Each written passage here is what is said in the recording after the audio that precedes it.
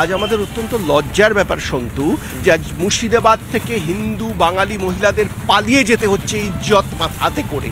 আর তখন রাজ্যের মন্ত্রী ফিরহাদ হাকিম বলছেন ওরা তো বাংলার বাইরে পালিয়ে যাননি, বাংলার মধ্যেই পালিয়ে গেছেন। অর্থাৎ পালিয়ে যাওয়া নিয়ে তিনি লজ্জা না পেয়ে সেটাকে ব্যাপারে ব্যবস্থা না নিয়ে ছোট্ট ঘটনা বলছেন জয়প্রকাশ মজুমদার, ছোট্ট ঘটনা বলছেন জয়প্রকাশ মজুমদার। এই সংস্কৃতিটা অর্থাৎ হিন্দু বাঙালির হোমল্যান্ড যে পশ্চিমবঙ্গ ছিল সেখান থেকে হিন্দু বাঙালিকে প্রাণ হাতে করে ইজ্জত হাতে করে হিন্দু মহিলাদের পালিয়ে যেতে হচ্ছে।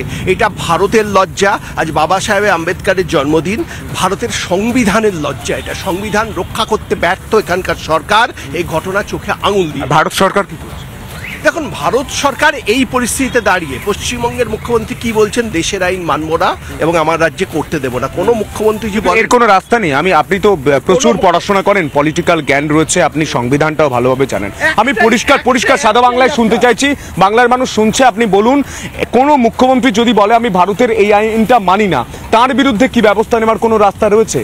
রাস্তা খোলা রয়েছে, ব্যবস্থা নেওয়ার রাস্তা রয়েছে, অথচ ব্যবস্থা নিচ্ছে না কেন্দ্র সরকার। এটা না কোনটা?